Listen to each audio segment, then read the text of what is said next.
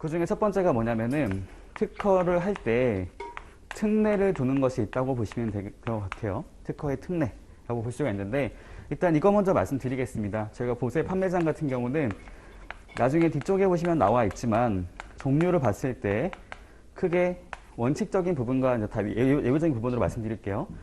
가장 기본이 뭐냐면은 출국장 보세 판매장이라고 볼 수가 있겠어요. 이 말이 뭐냐면 우리나라에서 해외로 나갈 때, 출국할 때, 물건을 구매할 때 세금을 이제 면해주는 형태가 있다고 보시면 됩니다. 뭐 부가가치세법 봤을 때 아시겠지만 기본적으로 저희가 갖고 있는 그런 조세하는 그런 원칙 중에 저희 소비지구 과세 원칙이라고 하는 것이 있어요. 소비하는 나라에서 과세를 한다라고 하는 것이 있는데, 출국을 하는 것은 우리나라가 아니라 다른 나라에서 이렇게 소비할 것이 전제되어 있기 때문에 우리나라에서 만약에 세금을 부과하게 됐을 때는 이것을 다른 나라에 갖고 갔을 때 이중과세가 발생할 수가 있게 됩니다. 우리나라에서 세금 부과한 것이 있다고 했을 때 이걸 가지고 다른 나라에 수입하게 되면 그 나라에서 또 세금 발생할 거기 때문에 세금이 두 번 발생하는 일이 생기게 되는 거죠. 그러니까 그런 것도 있다 보니까 원래 원칙은 출국하는 장소에 있는 보세 판매장, 즉 물건을 사서 나가는 사람에게는 세금을 부과하지 않는다, 면해준다라고 보시면 될 것 같고요. 이게 기본적인 원칙입니다.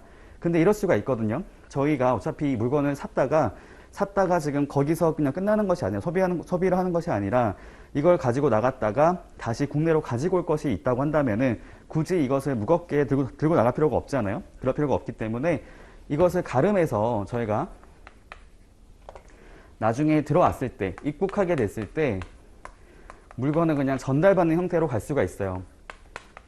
즉 내가 구매했던 물건을 들고 나가는 것이 아니고 휴대하는 것이 아니라 요거를 특정 장소에 맡겨두고 나중에 들어왔을 때, 입국했을 때 물건을 다시 받는 형태로 갈 수가 있거든요. 이거 저희가 입국장 인도장이라 부르고 있습니다. 그래서 출국장 보세 판매장에서 구매해서 나갈 수도 있지만 이렇게 맡겨두고 나중에 찾아갈 수도 있다고 보시면 될 것 같고요. 그 다음 두 번째가 뭐냐면은 저희 외교관 전용 보세 판매장이라고 하는 것이 있어요. 이 외교관이라는 것들은 저희 앞서 보셨던 것 중에 외교관용 물품 등의 면세라고 하는 조항을 생각하면 될 것 같은데요. 관세법 제88조 제1항에 가서 보시면 그 대상이 6가지가 나오는 것이 있습니다. 제가 저번에 말씀드렸던 적이 있었는데요. 6가지 중에서 앞에 4가지 같은 경우는 저희가 외교관을 하는 것이 있었고, 밑에 2가지 같은 경우는 외교관은 아니긴 하지만 외교관에 준해서 대우를 하는 것이 나온 게 있었거든요. 뭐 보통 보게 되면은 정부하고의 계약을 체결해서 계약을 수행하기 위해서 가지고 온 업무 용품이라든지 국제기구라든지 외국 정부로부터 파견을 나와서 국내로 이제 어떤 뭔가를 행사하는 그런 계약을 수행하게 되는 그런 고문관이라든지 기술 단원과 같은 것이 나온 게 있었는데, 여기 있는 사람들은 외교관이 아니라 준 외교관이기 때문에 여기는 제외하고 앞에 나왔던 4가지에 대해서만 요거를 인정해주고 있습니다. 그래서 관세법 제88조 1항 1호부터 4호까지 해당되는 자가 사용할 것을 목적으로 하는 것을 가지고 판매하는 곳이 나오는 것이 있는데, 요 2가지는 저희가 관세법 196조 1항에 나와 있는 것이 있어요. 그 다음 이거 말고도 이게 원칙이지만 소비를 장려하기 위한 목적으로서 들어왔을 때 입국하는 장소에도 보세 판매장을 두는 것이 있습니다. 사실 아까 보셨던 거랑 완전 상반되는 개념이거든요. 출국장에서 물건을 사서 나가는 것들은 소비지구 과세 원칙 때문에 그렇다 치더라도 여기 나와 있는 입국장 같은 경우는 사실 이거랑 완전 상반되는 개념이긴 한데, 이걸 인정한 이유가 뭐냐면은 소비를 장려한다고 하는 것이고요. 이 소비를 하는 것들이 모든 물품 말하는 것이 아니라 중소, 중견기업을 대상으로 해서 이 기업의 물건을 구매하는 것을 조건으로 이렇게 입국했을 때 보세 판매장을 운영하는 것이 있습니다.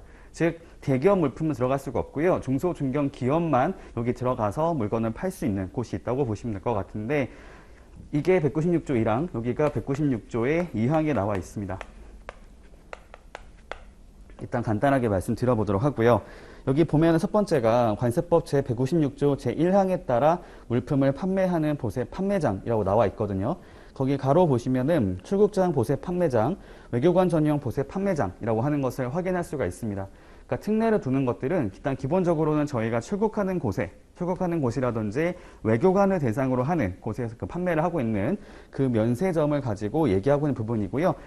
아까 언급했던 것처럼 저희가 독과점이라고 하는 것들을 방지할 목적으로서 이제 어떤 다른 기업들에게도 일정의 어떤 그런 뭐라고 할까요? 이런 비율 같은 걸 설정해 두고 그 비율들을 적용할 수 있도록 하는 것이 있다고 보시면 되겠습니다.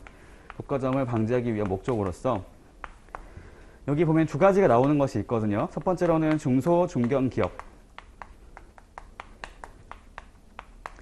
사실 아무래도 중소, 중견 기업은 대기업에 비교해 봤을 때 규모가 워낙 작기 때문에 당연히 경쟁에서 밀릴 수가 있습니다. 그래서 그렇기 때문에 중소, 중견 기업에 대해서는 대통령령으로 정하는 그런 비율 이상으로 이렇게 특허를 주도록 하는 것이 있는데 그 비율은 30% 이상으로 나와 있게 돼요.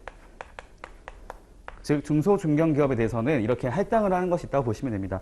최소한 30% 이상의 특허를 주게 되어 있다고 보시면 될 것 같고요. 이걸 상반되는 개념이 뭐냐면은 그냥 쉽게 말하면 대기업이라 볼 수가 있겠는데 대기업 안에서도 어떤 말을 쓰고 있냐면 상호 출자, 서로 간에 출자를 하는 것을 제한 기업이라고 말을 하는 것이 있어요.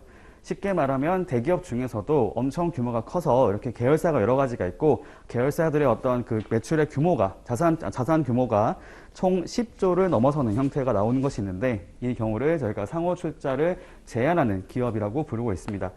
이거 같은 경우는 대통령령으로 정하는 비율 미만으로만 특허를 부여하는 것이 있는데요. 이게 60%를 넘지 못하게 하고 있습니다. 여기를 이제 말을 하고 있는 거죠.